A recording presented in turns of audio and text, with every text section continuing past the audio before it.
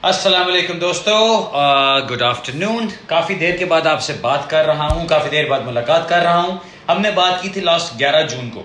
आज मैंने जिस तरह फेसबुक अपना थोड़ा सा पहले डाला था उसके ऊपर स्टेटस में, आज एक खातून से बात हो रही थी। बड़ी स्वीट आंटी थी, बहुत स्वीट आंटी।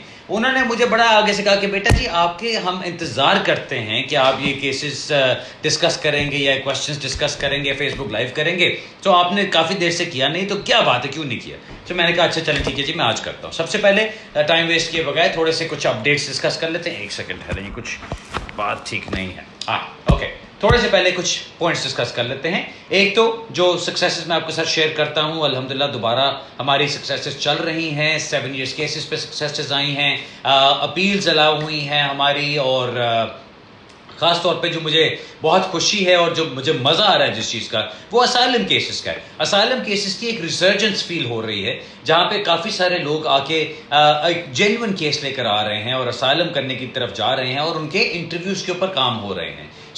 मेरा ख्याल है अगर कोई असाइलम की तरफ जाना चाहता है और आपका असाइलम का जेन्युइन केस बनता है, तो आप डेफिनेटली डिस्कस कीजिए मेरे साथ, और मैं इंशाल्लाह आपको उसकी बहुत अच्छी तैयारी करा सकता हूँ और उसके ऊपर हम कामयाब भी होते हैं।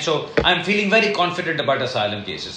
उसके अलावा एक और चीज़ जो बहुत अच्छी चल रही है, जिसके अंदर काफ़ी अगेन कामयाबी आ रही है, वो है हम जो प्री एक्शन प्रोटोकॉल और जुडिशियल रिव्यूज़ में जा रहे हैं against specially visit visa cases. बहुत सारे लोगों के विजिट वीज़ा केसेस रिफ्यूज़ होते रहते हैं और वो उसको छोड़ देते हैं। मेरे पास ऐसे भी केसेस आए 2-2 साल पहले उनके रिफ्यूज़ हुए हुए हैं और उसके बाद उन्होंने कुछ नहीं किया। हमने उनकी नई एप्लीकेशन की और उनको ये कह के रिफ्यूज़ कर दिया गया कि आपका पहले रिफ्यूज़ हो चुका हुआ है, इसलिए हम उसको आगे चलने नहीं देंगे।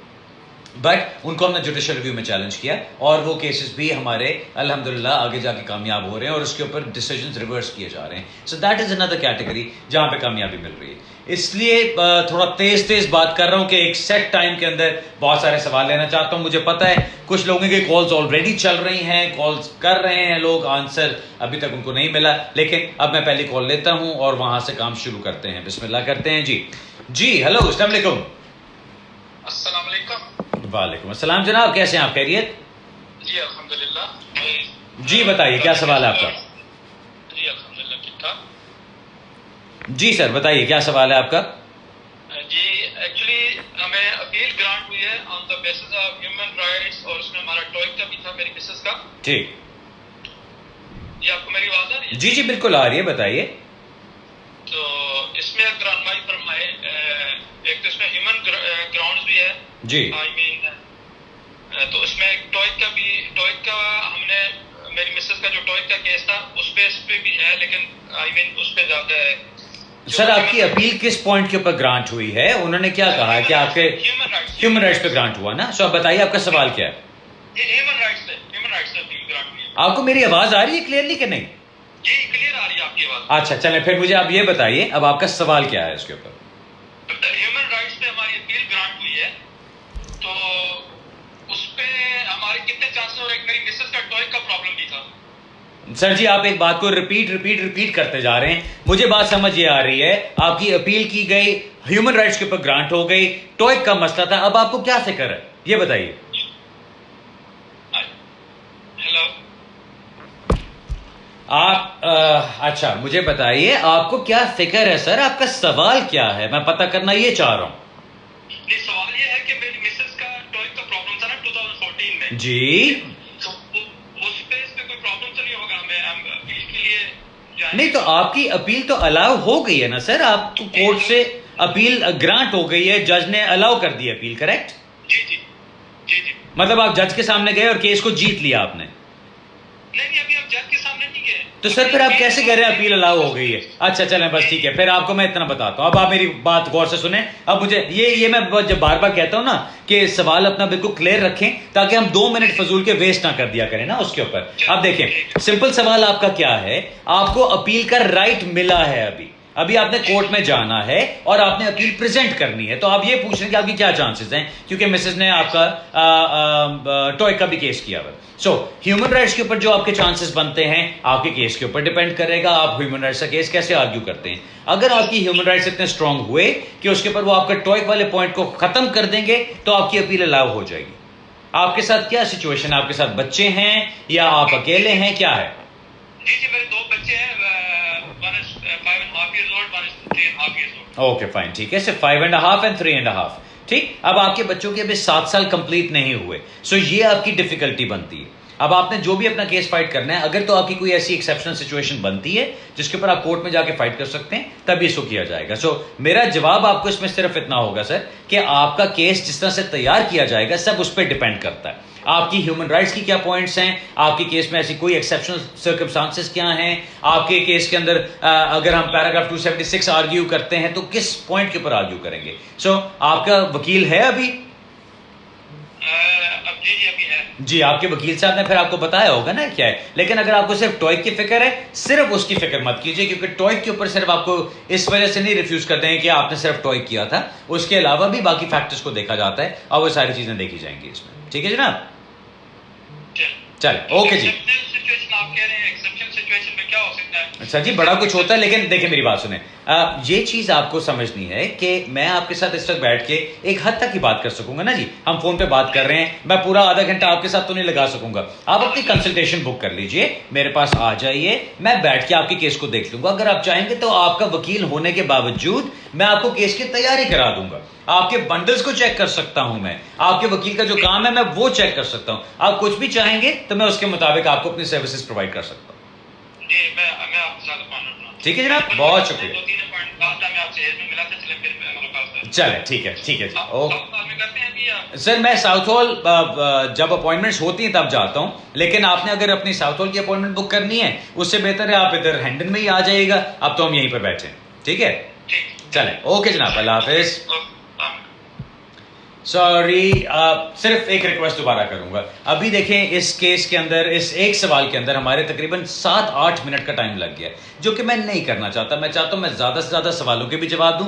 प्लीज कोशिश कीजिए डायरेक्टली आप मुझसे एक इंपॉर्टेंट जो बात आपकी है उसके मुताबिक पूछें, ताकि मैं आपको फौरन जवाब दे सकूं। अगला सवाल लेते हैं जी। जी हेलो। हेलो, अस्सलाम वालेकुम अली भाई। वालेकुम अस्सलाम जनाब, कैसे हैं आप, खैरियत? अल्लाह का शुक्र, अल्लाह की रहमत है। जी बताइए। 2 क्वेश्चन है, जल्दी से बताएं।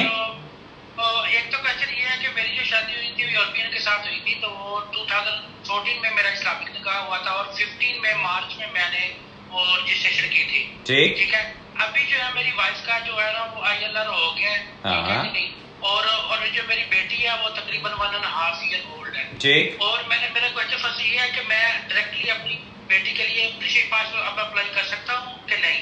ओके। और दूसरा क्वेश्चन ये है कि अभी मेरी शादी को 5 साल नहीं हुए, अगर वो जो स्कीम उन्होंने EU की निकाली है उसके मुताबिक क्या मैं भी यानी कि डेफिनेट मेरा हो सकता है या नहीं, या मुझे अभी मजीद और टाइम यानी कि स्पेंड करना पड़ेगा, पूरे 5 साल पूरे करने पड़ेंगे? ओके, और बताइए सर, और कोई चीज? थैंक यू वेरी मच, यही मेरा सवाल है। ओके, चलें मैं बताता हूँ आपको, अब आप गौर से सुन लीजिए सर। सबसे पहला आपका जो सवाल है, आपने जो मुझे बताया, जो मुझे समझ आई है कि यूरोपियन नेशनल से आपकी शादी है, 2014 में आपका निकाह हुआ था, लेकिन मार्च 2015 में आपकी रजिस्ट्रेशन हुई थी। ठीक, सो पहला सवाल आपका ये कि बच्ची जो आपकी यूके में पैदा हुई हुई है, अब आपकी वाइफ को जब परमानेंट रेजिडेंस मिल गया है तो क्या आपकी बच्ची को रजिस्टर कराया जा सकता है एज ए ब्रिटिश नेशनल? उसका जवाब है कि आप करवा सकते हैं, क्योंकि दोनों में से किसी एक पेरेंट के पास अगर इंडेफिनिट लीव हो जाती है या परमानेंट रेजिडेंस हो जाता है तो बच्चे को रजिस्टर कराया जा सकता है, जो भी बच्चा यहाँ पैदा होता है एज ए ब्रिटिश नेशनल। वो तो आपका एक सवाल हो गया। दूसरा सवाल आपने पूछा कि जी आपको जो 5 साल अभी कंप्लीट नहीं हुए तो क्या यूरोपियन रेगुलेशंस के अंदर आपको स्टेटस मिल सकता है? आपको अपने 5 साल कंप्लीट करने चाहिए, उसके बाद अप्लाई कीजिएगा परमानेंट रेजिडेंस के लिए। ठीक है सर? चलो ओके जी, यू आर वेलकम जी, बहुत शुक्रिया, खुदा हाफिज। अब ये देखें, इन्होंने डायरेक्ट सवाल पूछा, बिल्कुल टू द पॉइंट सवाल पूछा, टू द पॉइंट उनको जवाब मिल गया। उस तरह से जितने लोगों को मैं डील कर सकूंगा, I will try to do that इंशाल्लाह। अगला सवाल लेते हैं जी। जी हेलो। संदीप बात कर रहा हूँ। हाँ जी जनाब, कैसे हैं, खैरियत?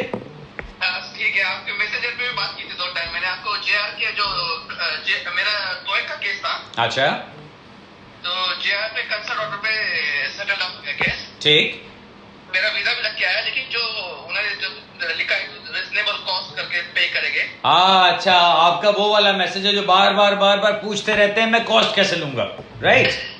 मैं 6 महीने हो गए, मेरा सोलिसिटर कॉस्ट ही क्लेम करना मेरे को समझ में नहीं आ रहा सर। बस मैं भी नहीं समझ सकता सर। मैं इसमें आपको, मैंने जो टेक्स्ट पे भी बताया था वो यही बताया था कि आपके सोलिसिटर की तरफ से उनको एक जब कंसेंट ऑर्डर लिखा जाता है ना, उसमें लिखा होता है reasonable costs to be paid if to be assessed if not agreed. So ये दो आपके पास क्राइटेरिया आ जाते हैं।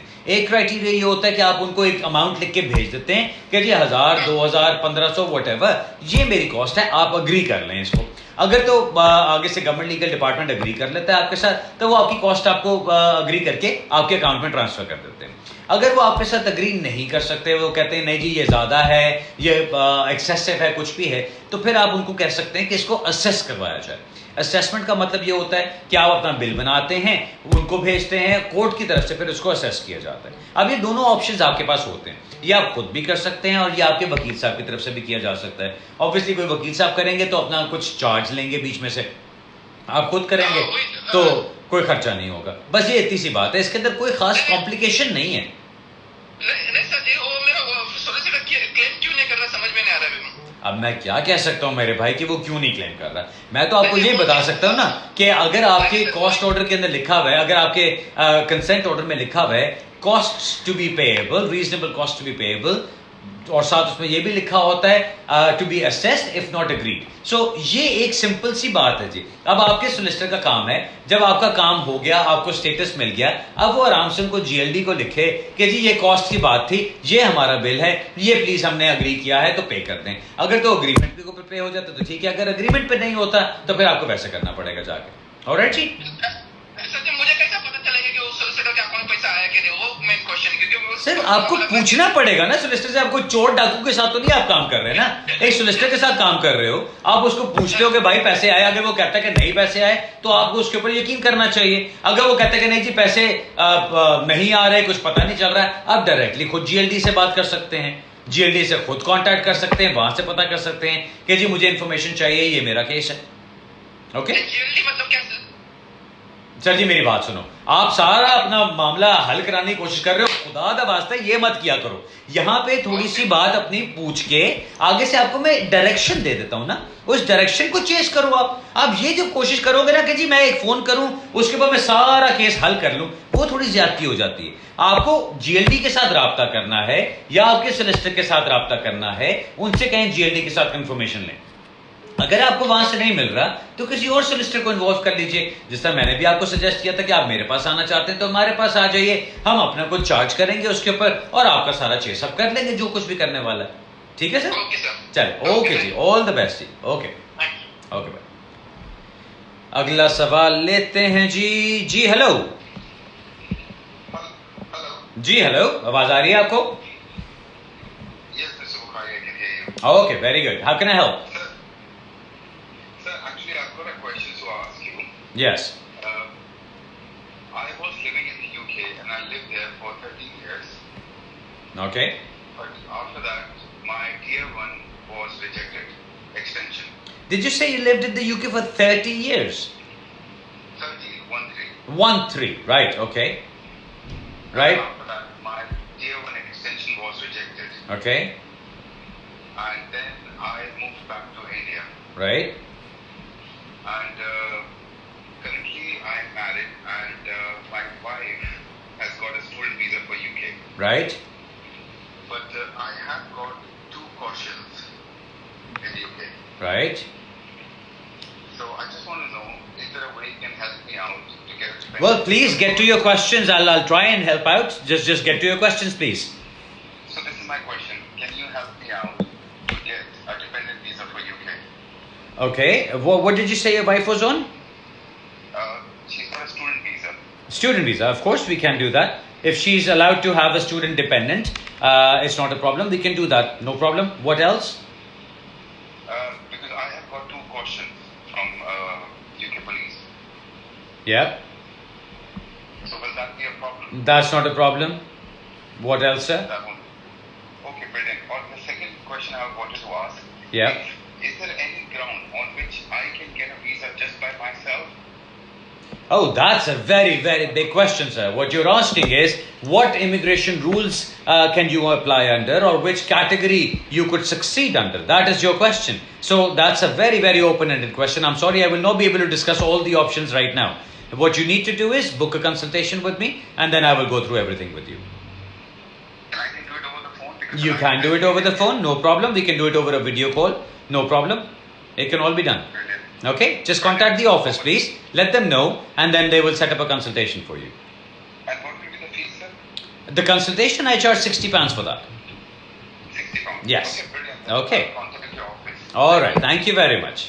Okay. Bye-bye. All the best. Okay, this was a call from India. सिर्फ बताने के लिए, this was a call from India. The gentleman wanted to have a consultation. He wants to ask about all the options available, on what basis he can come to the UK. So, if any of you anywhere else, not sitting in the UK necessarily, or anywhere far away from me as well, if you wish to contact me, if you wish to speak to me, you can just contact the office, ask them to book a phone consultation or a video consultation, and I'll be happy to talk to you. Okay, not a problem. Next question, जी hello. Hello sir, good afternoon. Good afternoon to you too. कैसे हो आप? ठीक हो? ठीक है sir. Okay. मैंने बात करनी थी, मेरा केस होल्ड हुआ है ट्वाइट की वजह से ना, Okay. मेरे हस्बैंड का। अच्छा। पहला क्वेश्चन मेरा ये है कि वो वन डे सर्विस में होल्ड हुआ है।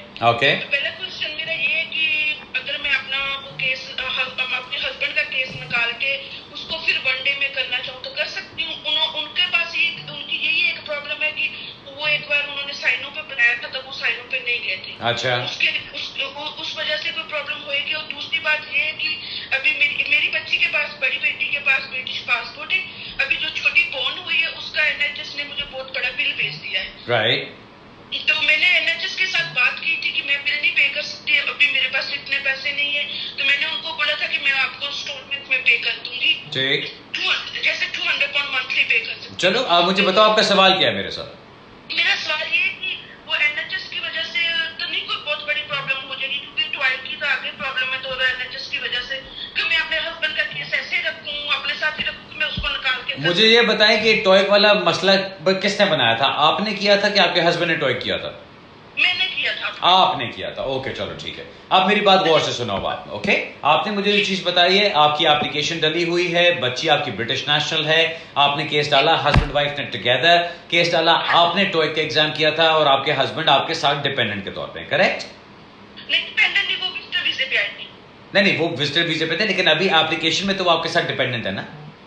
हाँ, ठीक है। सो मेरा सवाल ये है कि इस एप्लीकेशन के अंदर आप सिर्फ 2 एप्लीकेंट्स हो, करेक्ट? आप और आपके हस्बैंड, ठीक है। छोटी बच्ची को भी आपने नहीं डाला बस। एक बच्ची आपकी ब्रिटिश नेशनल है, दूसरी बच्ची आपकी बहुत छोटी है, उसको भी आपने बीच में शामिल नहीं किया हुआ, जिसका आपको NHS का बिल आ रहा है। क्या है? 3-4 डेज की है। Wow, okay. चलो कंग्रेचुलेशन, ये तो आपका बहुत नया अराइवल है अभी। सो अभी क्या टेंशन लेके बैठे हो? अभी तो बच्चे को एंजॉय करना चाहिए आपको। अब सिंपल बात आपको बताता हूँ, देखो जो स्टेटस की बात है, अगर वो टॉय की वजह से उसको रख के बैठे हुए हैं या रोक के बैठे हुए हैं, उनको जरा चेस अप करो, उनको फोर्स करो, उनसे कहो जी करना है, अगर रिफ्यूज करना है तो कर दो, अभी करो, ताकि मुझे पता तो चले मैंने आगे क्या करना है। ये जो चीज़ है रोक के बैठे रहना, इसकी कोई सेंस नहीं बनती। उससे बेहतर दूसरी चीज़ ये बनती है कि जी आप में से एक अपनी एप्लीकेशन अलहदा कर ले और जाके सेम डे सर्विस में, या वो जो 24 आवर सर्विस है प्रीमियम सर्विस की, उसके अंदर जाके अपना स्टेटस ले ले। सो बच्ची की बेस पे, जो आपकी ब्रिटिश नेशनल बच्ची है, उसकी बेस पे आपका काम हो जाएगा। जो टॉय वाला है पेरेंट, जो आपका मामला है, उसकी आप सेपरेट एप्लीकेशन कर दो, उसको बेशक वो रोक के बैठे रहें, फिर वो एक काम आपका बाद में हो जाएगा। आपका जो दूसरा सवाल है कि जो NHS का उन्होंने आपको बिल भेज दिया, वो इसीलिए भेजा ना कि जब आपकी बच्ची पैदा हुई है उस वक्त आपके पास स्टेटस नहीं है, जबकि आपके पास अभी तक स्टेटस होना चाहिए था। सो या तो ये है कि एप्लीकेशन विड्रॉ करो, उसको सेम डे सर्विस में, जो 24 आवर वाली सर्विस होती है उसके अंदर अप्लाई करो, और ताकि अगले दिन जाके आपको फैसला आ जाए। रिफ्यूज करना है तो रिफ्यूज कर दें, एक्सेप्ट करना है तो एक्सेप्ट कर लें। मेरा ख्याल है कि आपका केस एक्सेप्ट हो जाएगा अगर आप उसको सही तरह से डालते हो, क्योंकि ये नहीं है कि वो आपका केस होल्ड करके बैठे हुए हैं तो रोज कोई आके उसको देखता है, रोज कोई बैठ के उसको समझता है और फिर सोचता है कि इसका क्या करना है। सो ऐसा तो नहीं हो रहा। होता क्या है, आपकी एप्लीकेशन पड़ी हुई है, उसको उन्होंने एक टाइम फ्रेम में डाल दी है कि अच्छा इसको इतनी देर बाद देखेंगे। सो इंतजार तो आप लोग कर रहे हो, बेहतर उसको विड्रॉ करो और नई एप्लीकेशन डाल दो, और उसको ट्राई करो कि आप वो जो 800 पॉइंट वाली सर्विस है 24 आवर्स वाली, उसके अंदर कर लो, उसके अंदर बड़े अच्छे रिजल्ट्स आते हैं। वो 24 आवर सर्विस में होल्ड किया हुआ। Wow, okay. नहीं, फिर तो आपको शोर मचाना चाहिए, फिर तो आपको अपने MP के पास भी जाना चाहिए कि भाई मुझे फैसला लेके दो। कब से होल्ड किया हुआ? उनको 3 मंथ हो गए। मेरी आपके ऑफिस में अंजलि के साथ अपॉइंटमेंट बुक हुई है। राइट। अपने बेबी की वजह से बाद में अभी इस वीक वो मुझे कॉल करेगी, तो मैंने उनको बोला था कि मैं अपने वकील को छोड़ के मैं आपके साथ थ्रू चलो फिर आप जब मेरे पास आते हो मैं फिर उसको डील कर लूंगा. ओके अभी अपनी बेबी को एंजॉय करो, अपनी बर्थ को एंजॉय करो एंड दैट्स इट. जब आप मेरे पास आते हो हम उसको डील कर लेंगे, कोई मसला नहीं. Thank you sir. Okay you are welcome जी, ऑल द बेस्ट. वाह इतनी बड़ी खुशी की बात है. अभी बेबी 2-3 दिन की बेबी है और वो बेचारी परेशान है इमिग्रेशन स्टेटस के ऊपर. कमाल है, बट ये एक हमारी रियलिटी है. अगला सवाल लेते हैं जी. जी हेलो. जी अस्सलाम वालेकुम. वालेकुम सलाम जनाब. अली भाई मेरे आपसे 2 सवाल है. एक मैंने पूछना था कि 7 ईयर बेस पे डॉक्यूमेंट्स डाले में तकरीबन 4.5 महीने हो गए, अंदाजन कितना टाइम लग रहा है? अच्छा और दूसरा सवाल ये है कि एक मेरे दोस्त ने वो ओवरस्टेयर हो गया था लेकिन उसको बाद में वर्क परमिट मिल गया, उसने अप्लाई कर दिया, वो उसका रिफ्यूज हो गया क्योंकि उसका 1-1.5 महीना जो था वो उसका ओवरस्टेयर हो गया था. अच्छा और उसके वकील ने उसको बताया भी था कि तुम्हारा केस रिफ्यूज हो गया है. ठीक. तो अब उसके बिहाफ पे उसके पॉइंट्स पूरे थे वर्क परमिट के, लेकिन उन्होंने होम ऑफिस वालों ने रिफ्यूज कर दिया है, तो अब एडमिन रिव्यू में डाला हुआ है. ठीक. कितने चांस सर, कितनी देर तक रिजल्ट आ जाता है उसका, और अगर यहाँ पे फेल होता है तो जुडिशियल रिव्यू में कितना टाइम लगता है? ओके चलें ठीक है जी. पहले मैं आपको दूसरे सवाल का जवाब दे दूं जिसमें आपकी कोई चीज़ मैं भूल सकता हूं. एडमिन रिव्यू के अंदर नॉर्मली आपने उसको 28 डेज के अंदर करना होता है, वो आपने सबमिट करवा दिया. एडमिन रिव्यू के अंदर वो 15 दिन में भी आपको जवाब दे सकते हैं, वो 2 महीने भी लगा सकते हैं. सो एडमिन रिव्यू का सांस रोक के इंतजार नहीं करना आपने. अगर उसको उन्होंने रिफ्यूज कर दिया और उसके बाद आप जुडिशियल रिव्यू में जाते हो. जुडिशियल रिव्यू में आपने नंबर 1 आपने from the date of decision within 3 months judicial review submit कराना होता है. That's the first thing. Second thing, आपकी जब जुडिशियल रिव्यू सबमिट हो जाता है उसके बाद फिर आपका जो गवर्नमेंट लीगल डिपार्टमेंट तरफ से एक्नॉलेजमेंट आती है और डिफेंस आता है. या तो वो डिफेंस फाइल कर देते हैं या वो आपके साथ कंसेंट ऑर्डर साइन कर लेते हैं. ये जो कुछ भी उन्होंने काम करना होता है इसको भी आप 28 डेज या 2 महीने के अंदर अंदर समझ लो कि सारा कुछ हो जाता है. फुल जुडिशियल रिव्यू प्रोसेस मैंने जो देखा है पॉसिबली 3 to 6 मंथ्स का टाइम होता है, उससे ज़्यादा नहीं. जो दूसरा आपका पहला वाला सवाल था कि 7 ईयर्स की एप्लीकेशन डाली हुई है, डॉक्यूमेंट सबमिट किए हुए हैं, 4.5 महीने हो गए, कितना टाइम लग रहा है? मेरी आज सुबह एक एप्लीकेशन होकर आई है जो हमने जनवरी में डाली थी. सो एग्जैक्टली 6 मंथ्स का टाइम लगा उसके अंदर. अब 6 मंथ्स का मतलब ये नहीं कि मैंने आपको बताया 6 मंथ्स का टाइम लगा तो सारे 6 मंथ्स में होते हैं. कुछ केसेस ऐसे भी हैं जिनको 4-4.5 महीने में भी स्टेटस मिल गया है और कुछ ऐसे भी हैं जिनको 8-10 महीने भी लग रहे हैं. So again there is no set time. General जो मैं गाइडेंस के तौर पर टाइम बताता हूं वो यही बताता हूं कि 4 to 6 मंथ्स का टाइम अपने दिमाग में रखिए कि इस टाइम के अंदर उन्होंने फैसला करना है. ओके बहुत शुक्रिया अली भाई. You're welcome ji. Thank you very much. You're most welcome ji. All the best. Okay ji. Alright जी, अगला सवाल पकड़ते हैं. अगली कॉल अगर आ गई है तो. उप्स आ गई है जी. जी hello.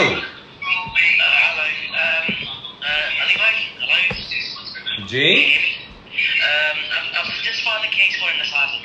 Okay. The problem is, I filed it in January time, around 23rd of January. Right. And I still haven't heard anything from them.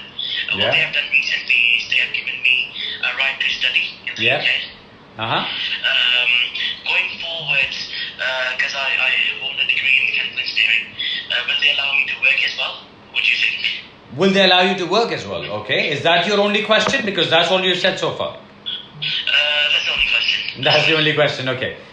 What I've understood is you've told me that you applied for asylum in January 2019 and you are still waiting. Nothing has been done. So first of all, you've had the screening interview when you claimed asylum. That would have been your screening interview. So you would be now waiting for an asylum, a full asylum interview date. Okay. Once you get that full asylum interview, obviously that is where you go in and you have your whole case looked at by the caseworker. So that's something, there is no set time for it. I don't know when they'll send you, but whenever they send, they'll only give you a 5-7 days margin before you have to go in for the interview. So you'll have to be very, very quick for your preparation. That's the first thing. Second thing, you've asked about the permission to work. The permission to work, always remember, you will be automatically allowed to work if your asylum claim has been pending for at least 1 year. Automatically. But you just need to get a confirmation. But remember one thing, and which is something people do not regularly understand. When you have been granted permission to work under the asylum category, which is the automatic permission to work, that is only for shortage occupations. That is not for everything general. Okay, so the shortage occupation, there's a shortage occupation list on the Home Office website that you need to go through. If you qualify under any of those, then you can then you can continue working under those categories. If not, then you have to ask for a special permission where you are generally allowed to work and take on any job. Only then you'll be allowed to take on any job. Otherwise, the only permission to work that is applicable to you is for the shortage occupations. Okay? Okay, yeah, I've seen the list. To Right. qualify. Okay. So that is what you need to know. All right? Okay, thank you. Thank You're you most very welcome. You're most welcome. much. Okay. Bye bye. ये एक सवाल हर एक के लिए उठता है और बहुत सारे कंफ्यूजन पैदा करता है. लोग समझते हैं कि जी असालम जब 1 साल का उनका गुजर जाता है टाइम तो ऑटोमेटिकली परमिशन मिल जाती है. परमिशन तो मिल जाती है लेकिन सिर्फ शॉर्टेज ऑक्यूपेशंस के लिए, हर एक के लिए नहीं. ओहो, मैं अभी कॉल आपकी रिसीव करने लगा था, सो सॉरी, बंद हो गई बीच में. चलें, नेक्स्ट कॉल आती है तो वो रिसीव करते हैं. आ गई है जी. जी हेलो. सर. वालेकुम सलाम. सर जी, मैं पता करना है एप्पल और एफपी की मैंने एक्सटेंशन करवानी है, तो उस सिलसिले में ऑन डे हो सकता है? ऑन द सेम डे हो सकता है, बिल्कुल हो सकता है जी. क्या प्रोसेस है उसका? और सर प्रोसेस तो उसका वही है, आपने एप्लीकेशन करनी है, एप्लीकेशन की आप फीस जमा कराते हैं, वो 24 आवर्स के लिए आप सर्विस के लिए पे करते हैं. आपकी एप्लीकेशन सबमिट होने के बाद आपकी डॉक्यूमेंटेशन रेडी की जाती है, फिर आप अपनी अपॉइंटमेंट पर जाते हैं और सबमिट करा लेते हैं. आप खुद करना चाह रहे हैं कि हमारे थ्रू करना चाह रहे हैं? आपके थ्रू डायरेक्ट रहेंगे? हाँ, तो मेरे पास आने तो आप बिल्कुल आराम से दफ्तर के नंबर पर फ़ोन कीजिए, अपॉइंटमेंट ले लीजिए और आ जाइए. चलो ठीक है. बर्मिंघम आप कब तशरीफ ला रहे हैं? सर जी, मैं अपनी तशरीफ उठा के लेके गया हुआ था बर्मिंघम लास्ट वीक. बड़ा बिजी दिन गुजरा था, उस दिन आप नहीं आए. लेकिन अब बर्मिंघम का प्रॉब्ली 2-3 हफ्ते के बाद प्रोग्राम बनाऊंगा. अभी मैंने कोई प्रोग्राम नहीं बनाया. मेरी काफ़ी सारी हियरिंग्स आ रही हैं, सो बर्मिंघम का अभी मैंने कोई नहीं बनाया. लेकिन अगर आप बर्मिंघम में ही मिलना चाहते हैं, आपकी एक्सटेंशन कब ड्यू है? मेरी तो सर दिसंबर में है. अच्छा, तो दिसंबर में तो अभी बड़ा टाइम पड़ा है हुजूर. काम तो काफी है, लेकिन पीस ऑफ माइंड हो जाता है. मुझे पता नहीं ऑन डे कर सकते हैं, कुछ बोलते हैं लोग कर सकते हैं, कुछ करते हैं नहीं कर सकते. बाजी, ये कुछ लोगों से मैं बड़ा तंग हूँ, लेकिन आप कर सकते हैं. चलें ठीक है. ठीक है. इसमें होता है कि ऑन डे हो जाएगा. आप सेम डे पे हो जाएगा, कोई मसला नहीं है. आप आराम से सिर्फ दफ्तर के नंबर पर फ़ोन करके अपॉइंटमेंट ले लीजिएगा. 0208-446-5498. उनको बताइएगा, आपका सेट कर दें टाइम, वीडियो कॉल सेट कर देंगे या टेलीफोन पे बात कर लेंगे, या आपने आके मिलना होगा तो आके मिल लेंगे इंशाल्लाह. ठीक है? ओके जनाब. ओके जी, अल्लाह हाफिज़. खुदा हाफिज़. खुदा हाफिज़. ओके, नेक्स्ट कॉल लेते हैं जी. सिर्फ इतना कहता चलूं, आज मैं बहुत लंबा शो नहीं कर सकूंगा. I will only take 1 or 2 more calls. Okay जी. हेलो जनाब. वालेकुम सलाम. हाँ जी. क्वेश्चन ये कि ये जो 7 ईयर वाला जो एफएल और एफपी है, हाँ, उसमें जब बच्चा 7 साल का पूरा होता है अप्लाई कर सकते हैं, या उसमें भी वो 28 डेज पहले? नहीं जी, उसमें 28 डेज वाला कोई चक्कर नहीं है. 7 साल कंप्लीट करके सिर्फ तभी अप्लाई करना है. 7 साल से पहले नहीं अप्लाई करना है, वरना आपकी एप्लीकेशन रिफ्यूज हो सकती है. ठीक है, बस यही पूछना था. ओके. ओके, यू वेलकम जनाब. ओके. ये देखिए ना, direct question, simple statement of question, simple answer, straight away उनको जवाब आगे से मिल गया. ये सवाल सिंपली बहुत सारे लोग पूछते हैं कि जी 7 साल कंप्लीट होने के बाद ही अप्लाई करना है या उससे पहले भी 28 दिन पहले भी कर सकते हैं. एक चीज याद रखें, जब आपके पास वैलिड लीव टू रिमेन हो और आपने एक्सटेंशन के लिए अप्लाई करना है तो आप अप टू 28 डेज पहले अप्लाई कर सकते हैं. अगर आपके पास वैलिड लीव नहीं है तो 28 डेज पहले आप अप्लाई नहीं कर सकते. जी हेलो. हेलो जी अस्सलाम वालेकुम. जी, मैं रसीना बात कर रही हूँ मैनचेस्टर से. जी, how can I help you? मेरा बताइए. बेटा, जी मेरा बेटा 19 साल का है, तो हाँ. हमने 2 साल पहले उसके लिए स्टूडेंट फाइनेंस लोन के लिए अप्लाई किया था, हाँ. लेकिन उन्होंने रिजेक्ट कर दिया. हमें 2016 में ये मिली थी लिमिटेड लीव टू रिमेन. उन्होंने कहा वो 3 साल उसके पूरे नहीं है, निकल वो इस क्राइटेरिया में नहीं आता. ठीक.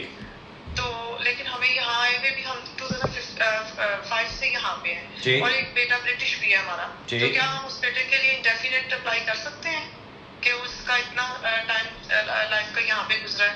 नहीं, इंडेफिनेट के लिए आप नहीं अप्लाई कर सकते जी. जब 19 साल का आपका बेटा है, 2005 से आप यहाँ पर आए हुए हैं, फिर भी आप जब इंडेफिनेट लीव के लिए देखें ना, तो इंडेफिनेट लीव की किस कैटेगरी में आप अप्लाई करेंगे और कौन सी बेस पे अप्लाई करेंगे.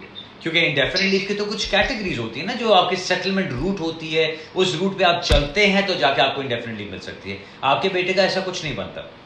उसको जो लीव अभी मिलेगी वो ये मिलेगी कि जी वो क्योंकि 19 साल का है, आधी से ज्यादा जिंदगी यहाँ गुजार चुका है, या वो आपकी बेस पे डिपेंडेंट ऑलरेडी उसको लीव मिली हुई है, तो उसकी बेस पे 2.5 साल की लीव मिलती है। उसको 2.5 साल करके 10 साल कंप्लीट करने होंगे, फिर जाके उसको इंडेफिनिट लीव मिलेगी। अभी आप नहीं अप्लाई कर सकते जी। वो 2011 से हमने केस किया हुआ था, तो अभी सेकंड एक्सटेंशन हमारी हुई है। ठीक है। लेकिन स्टूडेंट लोन नहीं उसको नहीं, स्टूडेंट लोन तो आपको, जहां तक मेरी इन्फॉर्मेशन, मैं एक्सपर्ट तो नहीं हूं इसमें, लेकिन जहां मेरी इन्फॉर्मेशन है वो ये कि आपके पास सेटल्ड स्टेटस होना चाहिए, यानी इंडेफिनिट लीव होनी चाहिए, प्लस कम से कम 3 साल की रेजिडेंसी होनी चाहिए।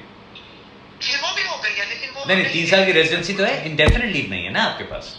इंडेफिनिट लीव नहीं, हाँ। तो फिर हमें क्या करना चाहिए? बोल, अभी आपके लिए वो चीज नहीं होगी, अभी आपको उसको एज एन इंटरनेशनल स्टूडेंट ही कंटिन्यू करना होगा जी।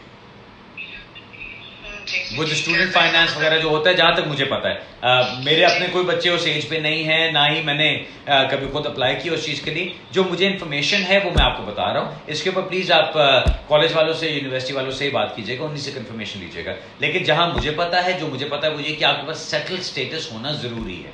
अब सेटल स्टेटस आपके पास नहीं है। सेटल स्टेटस होता है या आपके पास इंडेफिनिट लीव होती है या आप ब्रिटिश नेशनल होते हैं, वो दोनों चीजें आपके पास नहीं है जी। 2011 से हमने केस किया था। नहीं, केस कर देने की बात नहीं होती जी। जब आपको स्टेटस मिला, हाँ, जब आपको स्टेटस मिला वहां से आप काउंट करते हैं ना उसको। आपने एप्लीकेशन तो 2011 में किए, स्टेटस कब मिला था आपको पहला? 2016 में। 16 में। सो 2016 में जब आपको स्टेटस मिला है, वहां से आपकी लीगल स्टेटस काउंट हो रहा है जी। सो 2016 का मतलब है कि 2026 में जाके आपको इंडेफिनिट लीव मिलेगी जी। तो अपने बेटे के लिए फिर हम नहीं कर सकते उसे, मतलब लाइफ का इस पे हाफ पे के लाइफ का ज्यादा हिस्सा उसने यहाँ गुजार लिया है। नहीं, वो सब है, उसकी बेस पे उसको स्टेटस जरूर मिल जाएगा, उसको आपके इंडिपेंडेंटली भी स्टेटस मिल जाएगा, लेकिन इंडेफिनिट लीव मिलना मुश्किल है। हाँ, एक इंडेफिनिट लीव के लिए ये चीज याद रखिए, कभी भी कोई भी अप्लाई कर सकता है for an exercise of discretion. आप डिस्क्रेशनरी तौर पे अप्लाई करना चाहें, मैं आपको जो मशवरा दूंगा इसमें वो यही होगा कि मुझे नहीं लगता कि कामयाब होगा। लेकिन अगर आप अप्लाई करना चाहते हैं इंडेफिनिट लीव के लिए, पूरा अपना केस बना के डालिए। अगर डिस्क्रेशन किसी केस वर्कर ने एक्सरसाइज कर लिया, किसी सीनियर केस वर्कर ने, तो इंडेफिनिट लीव भी मिल सकती है, लेकिन it is very very unusual, very very rare and very unlikely. तो कभी भी कर सकते हैं या कभी भी कर सकते हैं जी। हम तो 2 साल मतलब वेट कर लें सेकंड एक्सटेंशन पूरी हो तब well, entirely up to you जी। कानूनी तौर पे आपको 10 साल तक इंडेफिनिट लीव नहीं मिलनी। ये सिर्फ आपको डिस्क्रेशन की बात कर रहा हूँ। डिस्क्रेशन आपने एक्सरसाइज करना है या उसके लिए रिक्वेस्ट करनी, तो वो आप अभी भी डाल सकते हैं, उसमें क्या है, समझिए ना। So you are most welcome. Okay okay जी, all the best, all the best. Friends, एक सवाल और ले लेता हूं, उसके बाद मुझे फिर कुछ काम करने हैं, कुछ अपील्स चल रही हैं। वो जो आंटी जी ने सुबह डांटा था, इस वजह से मैंने कहा कि मैं आज जरूर कर लेता हूं, लेकिन अब लास्ट क्वेश्चन लेते हैं जी। जी हेलो। हेलो, अस्सलाम वालेकुम सर। वालेकुम अस्सलाम जी, कैसे हैं आप? ठीक हैं जी अल्हम्दुलिल्लाह ठीक है। सर मुझे आपसे पूछना था कि हम लोगों ने ना 7 साल की बेस पे ना बच्चे का केस डाला हुआ है, 8 मंथ हो गए हैं। ठीक। नास्ट बेनिफिट भी हम लोग ले रहे हैं, साइलेंट सीकर थे ना पहले। ठीक। तो 2 बच्चे हमारे यहाँ हुए हैं, तो 8 मंथ हो गए, अभी तक उनका कोई रिप्लाई नहीं आया है ना। जी जी। तो आप बताएंगे कि कितना टाइम लेते हैं वो? इसका कोई सेट टाइम नहीं है जी, अनफॉर्चुनेटली। आपके बायोमेट्रिक्स वगैरह तो हो चुके हैं ना, एप्लीकेशन तो सबमिट हुई थी। नहीं, बायोमेट्रिक्स भी नहीं हुए आपके? नहीं, अभी नहीं हुए। फिर जरा जाके चेक करें कि एप्लीकेशन आपकी डली भी हुई है कि नहीं। ओके ओके, सबसे इंपॉर्टेंट चीज, आपने खुद डाली थी कि एक वकील के थ्रू डाली है? वकील के थ्रू डलवाई है हम वकील साहब क्या कहते हैं जी आपको? उनको रिमाइंडर भी हम लोगों ने भिजवाया है वकील के नहीं जी, थ्रू। रिमाइंडर की कोई सेंस नहीं होती है। आपने फीस पे की थी या आपको फी एग्जाम्पशन मिली थी इसके ऊपर? विदाउट फीस करवाया हम लोगों ने। लेकिन आपने एग्जाम्पशन लेके करवाया कि बस वैसे ही डाल दिया? वैसे डाल दिया है। नहीं, तो आपने एग्जाम्पशन के लिए अप्लाई नहीं किया था पहले? नहीं। तो फिर देखे ना आपने क्या डाला है फिर वो तो फिर आपका कुछ भी नहीं चल रहा। अगर आपने कोई पेड एप्लीकेशन डालनी होती है, FLR FP एप्लीकेशन होती है, आप डालते हो उसको, होम ऑफिस को भेजी जाती है, तो वो चलता है। हाँ, अगर आपने सिर्फ फर्दर सबमिशंस जमा कराई हैं, कोई आपने लिवरपूल में जाके फर्दर सबमिशंस जमा कराई थी, क्या किया था? लिवरपूल में गई थी, उधर जमा करवा के आई थी। तो फिर ये, सबमिशन की हाँ, तरह ना। तो फिर नहीं, तरह नहीं, फिर वो फर्दर सबमिशंस ही हैं जी। ओके, ये बड़ा फर्क है। आप जब कहते हो ना हमने 7 इयर्स की बेस पे अप्लाई किया है, तो उसका मतलब ये होता है कि आपने एक जो फॉर्म होता है FLRFP, वो फिल करके होम ऑफिस को सबमिट कराया, आपने होम ऑफिस की फीसों की एग्जेम्पशन ली, आपने वहां से NHS की एग्जेम्पशन ली, यानी आपने एग्जेम्पशन लेके और फी वेवर लेके फिर अप्लाई किया, उसकी एप्लीकेशन का जवाब 4 से 6 महीने में आ जाता है। फर्दर सबमिशंस करने का जो नुकसान है वो ये है कि उसका कोई सेट टाइम नहीं है। अब आपने अप्लाई कर दिया, आपके बायोमेट्रिक्स भी नहीं होने, कुछ नहीं होना, अब उनका जब दिल करेगा वो आपको जवाब देंगे। हो सकता है 2 महीने में जवाब आ जाए, हो सकता है अगले हफ्ते जवाब हो जाए, हो सकता है आपको 1 साल और इंतजार करना पड़े। सो मैं क्लाइंट्स को ये कहता हूं, अगर आपको फी एग्जेम्पशन मिल सकती है तो फिर क्या जरूरत है फर्दर सबमिशन में जाने की। आपको नेस्ट सपोर्ट चल रही है, अपने वकील के पास जाइए या हमारे पास आइए, हम आपके बैठ के फी एग्जेम्पशन एप्लीकेशन करते हैं पहले। उसका मतलब ये कि आपको होम ऑफिस की और NHS की फीसें नहीं देनी पड़ेगी। पहले फी एग्जेम्पशन जब आपको अलाउ हो जाती है, उसके बाद फिर आपकी एप्लीकेशन डालते हैं। अगेन होम ऑफिस की और NHS की तो फीस है नहीं आपकी एप्लीकेशन डलती है। आप चाहें तो 800 पाउंड एक्स्ट्रा डाल के उसको 24 घंटे के अंदर फैसला अपना करवा सकते हैं। तो क्यों इंतजार कर रहे हैं 8 महीने से बैठे हो?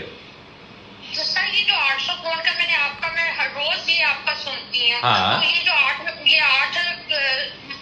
पाउंड है, ये आप श्योर है कि ये हो जाता है, उसी दिन अलाउ है ये? जी बिल्कुल अलाउड है। देखो एक सिंपल बात है, आप कहते हो कि जी आपके पास नेस्ट सपोर्ट है, ओके, आप पैसे अफोर्ड नहीं कर सकते। लोगों को फिक्र ये होती है कि जी हमने 800 पाउंड दिए तो होम ऑफिस कहेगा ये 800 पाउंड किधर से आया, राइट?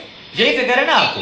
सो बेहतर चीज ये होती है कि आप अपना आराम से 800 पाउंड पे करते हो, आपसे किसी ने पूछना नहीं है। मैंने आज तक किसी को देखा नहीं किसी ने पूछा हो, राइट? नंबर 1। नंबर 2, अगर पूछा भी जाता है, आपको जहां कहीं से वो पैसे आए, जिस किसी ने आपको वो पैसे दिए, आप उनकी तरफ से लेटर लगा सकते हो, उनकी बैंक स्टेटमेंट लगा सकते हो कि जी फलाना बंदा है, इसने हमें सिर्फ अपना स्टेटस जल्दी करवाने के लिए 800 पाउंड दिए हैं, दैट्स इट। सो व्हाट, कोई मसला नहीं है उसके लिए। मैंने बहुत केसेस करवाए हैं और उनके केसेस कामयाब हुए हैं, किसी को कोई किसी किस्म का मसला नहीं हुआ। इसलिए कहता हूं कि ये इंतजार करने की जो बात होती है ना, मुझे तो शदीद चिढ़ है इंतजार करने से। मैं तो कहता हूं आज का काम आज मिले। हाँ तो वही कह रहा हूं ना, अभी देखो आपने ये केस अपना कर लिया होता 8 महीने पहले, या आपको जब मैंने कहा था पहले करने के लिए, अगर कर लिया होता आपने, आपको काम करना अलाउड हो, आपको जिंदा रहना अलाउड हो, आपको ट्रैवल करना अलाउड हो, सारी जिंदगी खुल जाती है। आप फजूल में एक चीज लेके बैठे हुए सिर्फ इसलिए कि नहीं जी पैसे नहीं देने उसके लिए।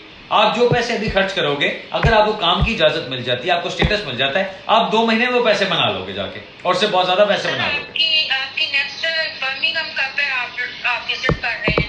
जी बर्मिंघम मुझे अभी नहीं पता, लेकिन अगर आप दफ्तर के नंबर पे फोन कर लें, अपना नंबर छोड़ दीजिएगा उनके पास, ताकि अगर मेरे पास इनफ अपॉइंटमेंट्स बन गई तो मैं अगले हफ्ते का बर्मिंघम का प्रोग्राम बना लूंगा। मेरे लिए तो सिंपल बात ये होती है, मेरे तो डिमांड और सप्लाई के ऊपर चलता है जी। आप लोग अपनी बहुत सारी अपॉइंटमेंट्स बना लेंगे तो मैं आ जाऊंगा, अगर अपॉइंटमेंट्स नहीं होंगी तो मैंने टाइम वेस्ट करने तो नहीं जाना, ठीक है ना? सो वैसे मैं लंदन बैठा काम करता हूँ, आप इस जी अगर आप कहीं, हाँ तो आपकी कितनी फीस आप फिर चार्ज करते हैं? 5 people जी मेरी फीस जो होगी 5 लोगों के लिए आप समझ लीजिए तकरीबन 1500 का खर्चा है आपका हमारे साथ। ओके ठीक है, चलिए ठीक है, thank you so all the much, best. Thank you so much, okay, you are most welcome, you are most welcome. अल्लाह हाफिज। फ्रेंड्स, दोस्तों, आंटियों, अंकलों, सबके लिए थैंक यू वेरी मच। आपने कॉल की, आपने अपने क्वेश्चंस पूछे, होपफुली आपको काफी जवाब मिल गए होंगे। जिनको जवाब नहीं मिल सके, आई एम सो सॉरी, लेकिन जब नेक्स्ट करूंगा तब आपके साथ बात करूंगा। अब मुझे खत्म करना पड़ेगा इसको, बिकॉज बहुत काम पड़ा आज करने के लिए। जैसा मैं कहता हूं, काम मैं खुद चेक करता हूं, खुद करता हूं, फाइनलाइज मैं खुद ही करता हूं। सो आज बहुत सारी चीजें पड़ी, लेकिन इंशाल्लाह अपडेट्स के साथ और बातों के साथ बहुत जल्दी हाजिर होऊंगा। तब तक के लिए इजाजत चाहता हूं, खुदा हाफिज।